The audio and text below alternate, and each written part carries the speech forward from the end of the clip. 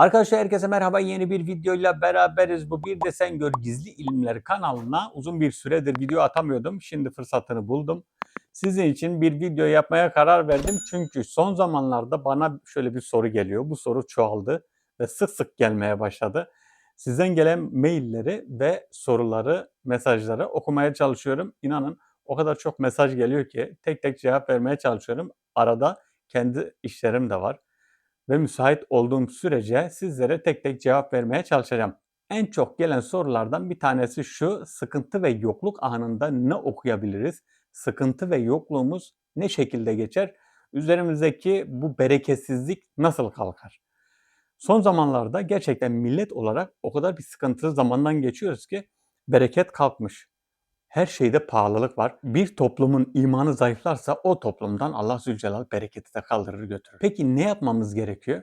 Bilhassa namazımıza dikkat edeceğiz ve size okuyacağınız, bakın günlük 100 defa okuyacağınız bir dua vereceğim. Bu duayı okuduğunuz sürece evinizde bereket olur, sıkıntı ve yokluktan kurtulursunuz. Yani fakirlik yüzü Rabbim size göstermez. Allah'ın izniyle bu duayı okuduğunuz zaman sıkıntı ve bereketsizlik kalkar gider. Şimdi günde 100 defa okuyacağınız dua şu: Bismillahirrahmanirrahim. La ilahe illahul hakimul kerim.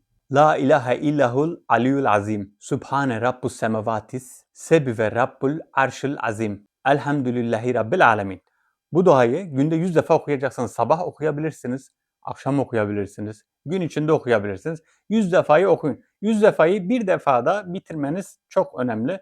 Şöyle yarım yarım okursanız olmaz ama 100 defayı bir seferde okursanız daha iyi olur. Yüzlük bir tesbih alırsanız bu yüzlük tesbihle yaparsanız 99 oluyor zaten hepsi. İmamla beraber 100 oluyor.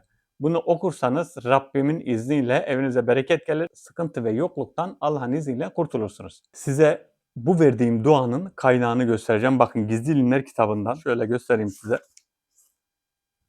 Sıkıntı ve yokluktan. Bakın şöyle. Bakın şurası sıkıntı ve yokluktan. Bakın okuduğum dua şurada. Hatta şöyle yapayım. Buradan durdurup da yazabilirsiniz. Benim size önerdiğim bütün duaların, bütün yapması gereken şeylerin, her şeyin bir kaynağı var. Ve sağlam kaynak olmadan ben bunları sizinle paylaşmıyorum. Kesinlikle bazen size kaynaklarını da söylüyorum. Bazen de söyleme gereği duymuyorum. Çünkü her yerde olan şeyler bunlar. En basiti mesela internetten araştırdığınız zaman, duayı girdiğiniz zaman çoğunu internette de görebiliyorsunuz, yani kaynak olarak size söylüyorum. Arkadaşlar öğrendiğiniz duaları virt haline getirin. Virt.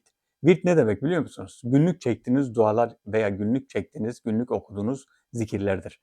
Virt, mesela herkesin bir virdi olması lazım. Örneğin benim virdim nedir? Günde 100 defa işte Allah demek. En basiti bakın, Allah Zülcelal'ın ismi. İsmi şerifi. O kadar faziletli ki Allah Zülcelal'ın ismi. Bir de Subhanallahi ve bihamdihi. Subhanallahi ve bihamdihi zikri de o kadar faziletlidir ki terazide çok ağır basan, hem kolay hem de ağır basan bir zikirdir. Bir de size geçiş kapısından bahsedeceğim. Geçiş kapısından Poyraz'la ben biliyorsunuz geçenlerde bir video çektim ve Poyraz'la beraber bu geçiş kapısından geçtik. Çoğu arkadaşlar bize demiş ki işte geçiş kapısını tekrar yapsaydınız, orada tekrar duasını okusaydınız.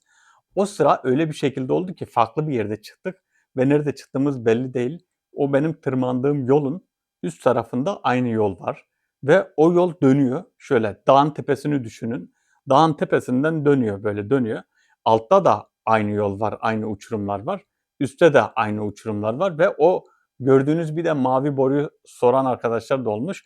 O mavi boru kaynak suyu. O dağda birçok kaynak suları var. O kaynak sularının olduğu yerlere havuz yapmışlar. Bu havuzlardan mavi borularla kendi evlerine çekenler var. Aşağı köylere çekenler var. Mavi boru bu. Yani mavi boru sadece bir yol üzerinde değil. Onun bir üst yolunda da var, onun bir üst yolunda da var. Yani demek istediğim, geçiş kapısından başarılı bir şekilde geçtik. Bunu daha da ilerletip birçoğunu videolu, birçoğunu videosuz yapmaya karar verdim. Kendi işlerimin ve çalışmalarımın arasına bir de geçiş kapılarını, geçiş davetlerini ekledim. Ne oldu? Daha çok yoğun olmaya başladım. Okumalar arttı, çalışmalar arttı ve sizinle ilgilenme, gerçekten yorum yazan arkadaşlarımız var. Çoğuyla ilgilenemiyorum. Çoğuna da mesaj atamıyorum. Önemli olan, çok önemli olan yorumlara cevap vermeye çalışıyorum. Ama yorum veremediğim arkadaşlar şöyle düşünmesin: bana neden yorum yazmadı, bana neden kalp atmadı diye. Çünkü ben şöyle alıyorum, hepsini tek tek okuyorum. Hızlı hızlı okuyup kalp atıyorum hepinize. Bazı sistem bazı kişileri atlayabiliyor. Mesela 5 tane sıra sıra var. 5'ini birden hızlı hızlı okuyup kalpleri atıyorum. Üçüncüye veya ikinciye gelmeyebiliyor. Onu sonradan kontrol edebiliyorum. Bazen de kontrol edemiyorum. O şekilde kusurumuza bakmazsanız çok iyi olur. Bir de Poyraz'ın kanalı var. Poyraz'ın kanalı kendinin midir diye soran olmuş. Poyraz bizim ekipten bir tanesi. Kanalda bizim Bir de Sen Gör kanalının bünyesinde olan bir kanal. Oraya rahatlıkla abone olabilirsiniz. Poyraz orada benim video öncesi ve video sonrası çekimlerimi atıyor ve bizim böyle günlük videolarımızı da atmaya başlayacak. Şu an zamanı olmuyor. Kendisi biraz da yoğun. Hem burada çalışmalar var hem spora gidiyor. Yani yaptığı birçok aktivite olduğu için şu an videolara biraz zaman ayıramıyor ama videolarına zaman ayıracak. Bakın o kanala abone olun. Sebebi ise bizi o kanaldan daha yakından takip edersiniz ve daha yakından tanımış olursunuz. Elimden geldiğince size daha çok bilgi aktarmaya çalışacağım ve bu kanala daha fazla video atmaya çalışacağım. Bugünlük buraya kadar. Herkes kendine çok iyi baksın. Allah'a emanet olun. Hoşça kalın.